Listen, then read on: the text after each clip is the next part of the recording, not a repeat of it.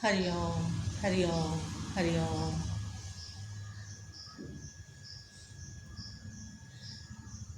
आप सबको मेरा हरि ओम। ओम नमः शिवाय।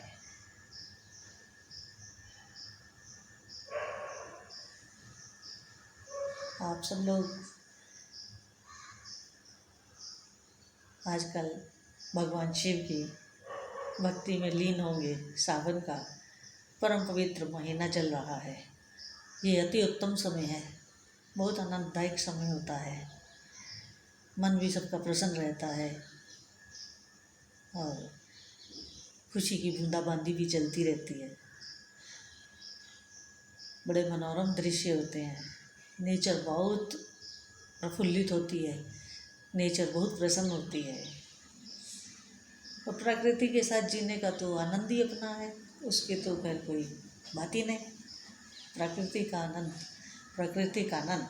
तो बहुत ही अच्छा लगता है। मुझे तो बहुत अच्छा लगता है। नेचर के साथ जीना बहुत सुंदर लगता है। आज हम अपना एक अनुभव आपके साथ शेयर करने आए हैं, उसी की हम चर्चा करेंगे। लेकिन हम अपनी चर्चा को आगे बढ़ाएं उससे पहले आपसे अनुरोध है कि आप मेरे मुक्तामणि यूट्यूब चैनल को अधिक से अधिक सब्सक्राइब करें, लाइक करें, शेयर करें। धन्यवाद। आज का जो मैं आपको अपना अनुभव बताने जा रही हूँ, अद्वितीय अनुभव है, अद्भुत अनुभव है और उसका जो हल है वो आज भी हमें नहीं प्राप्त हुआ है। लेकिन फिर भी हमने उसका हल खोजने का प्रयास तो जरूर किया। कुछ उपलब्धि भी हुई। तो आज का जो मैं अपना अनुभव आपके साथ शेयर करने के लिए लाई हूँ, ये घटना है 2006 या 2007 की। अब एग्जैक्ट मुझे ईयर इस समय याद नहीं है, लेकिन 2006 या 2007 की है। और ये जो सितंबर अक्टूबर में नवरात्र आते हैं, उस समय की मैं घटना आपको सुना रही हूँ। तो ऐसा उस समय चल रहा था हमारा जीवन दिनचर्या कि नवरात्र तो बीच में आए, लेकिन नवरात्र से पहले से ही था कि हमारे सन्यासिनी मित्र थीं स्वामी पूर्णानंद गिरी जी, जिन्हें लोग प्यार से शांता दीदी कहते थे। माँ आनंदमयी की शिष्या थी वो, संन्यास्त शिष्य थी उनकी। उन्होंने एक बात कही कि माँ की एक लिखी हुई पुस्तक है स्वक्रिया स्वरसामृत, तो अपन उसका अध्ययन करना चाहते हैं। वो उसका अध्ययन करना चाहती थी। बहुत दिव्य सन्यासिनी थी, दिव्य आत्मा थी।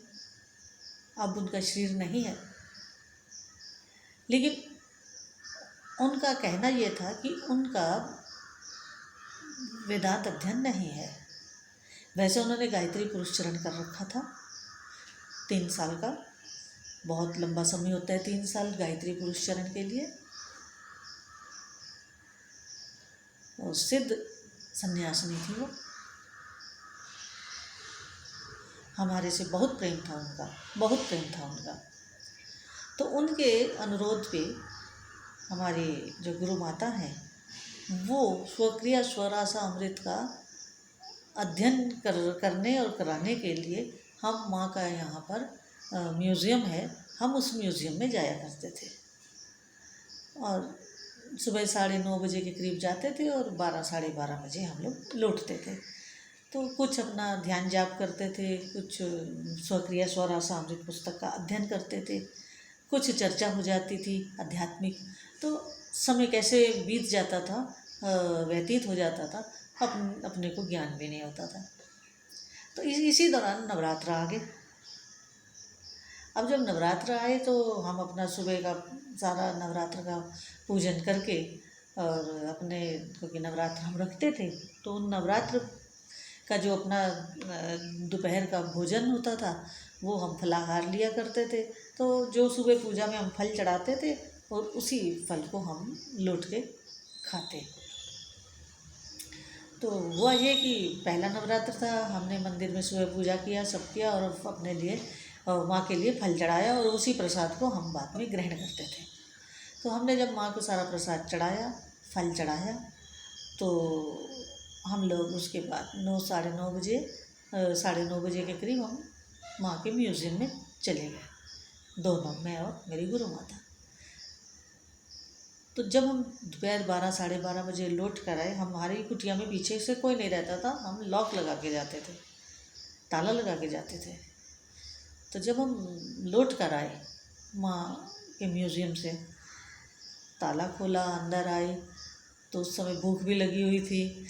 तो हमने सोचा कि चलो फटाफट फलाहार किया जाए और थोड़ा विश्राम करें, क्योंकि हम अर्ली मॉर्निंग 2:45 बजे के आसपास उठ जाया करते थे, क्योंकि पूजा पाठ में काफ़ी लंबा समय लग जाता था।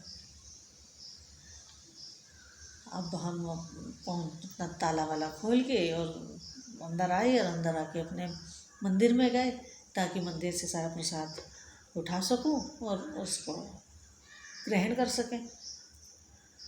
लेकिन जैसे ही मैं मंदिर में पहुंची तो मैं क्या देखती हूँ कि जितना हम सुबह प्रसाद रखे के थे, उसमें केला था, नाशपाती थी, सेब था और भी फल थे, और मिठाई भी थी, और ये ड्राई फ्रूट भी था, और पूरा एक थाल भर के हम रख के गए थे। तो जब हम आए, मैं मंदिर में पहुंची हाथ पैर धो करके और माँ को प्रणाम किया, और मंदिर में मैंने क्या देखा कि वहाँ तो कुछ भी नहीं है। हमने सुबह सारा प्रसाद रखा है और उस समय जब हम आए हैं तो वहाँ आप विश्वास करिए कि not even a single piece किसी चीज़ का भी, चाहे वो ड्राई फ्रूट का हो, चाहे वो बादाम हो, चाहे वो किशमिश हो, चाहे वो पिस्ता हो, चाहे वो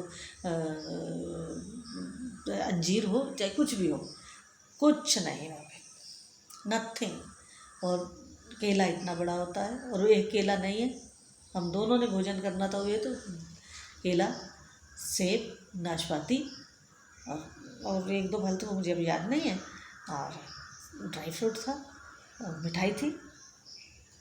और आप विश्वास करिए, ना तो वहाँ मिठाई थी, ना वहाँ पर फल था, और ना वहाँ पर ड्राई फ्रूट था, कुछ नहीं था। और सिर्फ वो जो हम जल का एक वो रखते थे कलश, लोटा सा, वो था। एकदम मैं तो हतप्रभ कि ये क्या, कुछ भी नहीं है यहाँ, तो ये क्या। तो मैंने गुरु माता को बताया, मैंने कहा देखो यहाँ तो कुछ भी नहीं है, हम तो इतना फल रख कर गए थे, यहाँ तो कुछ भी नहीं है। उन्होंने भी देखा, फिर हमने अपना जो आसन वगैरह था, हमने अपना आसन हटाया, देखा कि कहीं कोई चूहा, हमारी जम की कुटिया में एक भी चूहा नहीं था। लेकिन फिर भी मन में शंका आई, लेकिन चूहा कितना ले जाएगा, इतना बड़ा भारी केला उठा के ले जाएंगे, गुच्छा है केले का पूरा, और इतना सेब है, नाशपाती है, मुंह में भी नहीं आएगा, इतने बड़े फल हैं। ये घटना हमारे साथ हुई। उसके बाद तो फिर बाद में आनंद फानंद में आलू वगैरह उबाले और हमने आलू उबाल के चाट बना के उसे खाया। खैर, ये तो पहले दिन हुआ हमारे साथ।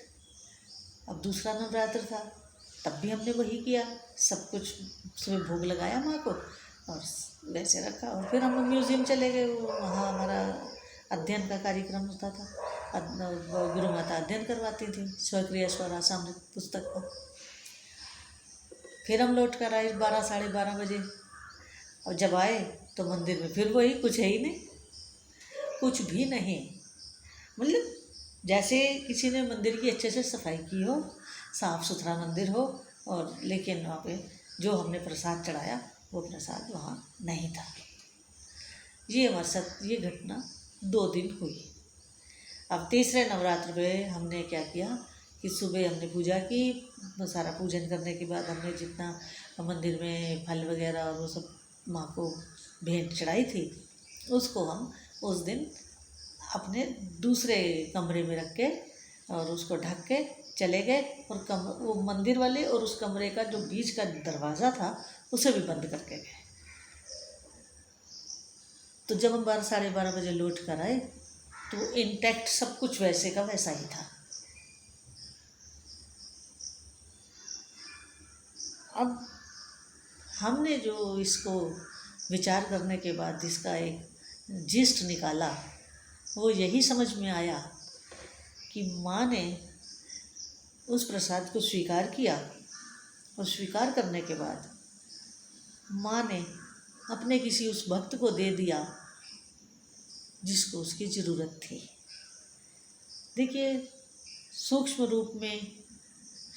रूप में हर चीज़ विचरण कर रही है, और जिसको जो चीज़ ज़रूरत होती है वो वहाँ, जहाँ वो पवित्रता, मन की शुद्धता और एक अच्छे भाव से की हुई पूजा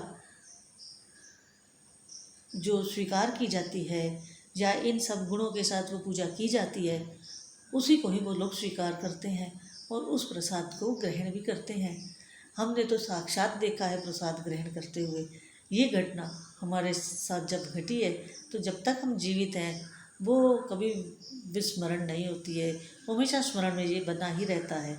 जब भी हम माँ को प्रणाम करते हैं तो ये घटना स्वतः हमारे जहन में आ जाती है। इस तरह की और भी कई घटनाएं हुई हैं और हमारे जीवन में। कभी तो हमारे यहाँ से एक बार मैं पूजा करके हटी और वहाँ चावल की एक ढेरी रखी थी। उस चावल की ढेरी के ऊपर हमारा उसका नीलम, हीरा और पन्ना का गोल्ड का एक लॉकेट रखा था। अब पूजा करके मैं उठी हूँ, मंदिर से उठी और रसोई में गई, नाश्ता बनाया, चाय बनाई, नाश्ता बनाया। 15-20 मिनट हार्डली मुझे लगे होंगे। उन 15-20 मिनट के बाद जब मैं भोग लगाने के लिए दोबारा मंदिर में पहुंची तो वहाँ कुछ नहीं था, ना वो लॉकेट था, ना वो धन था।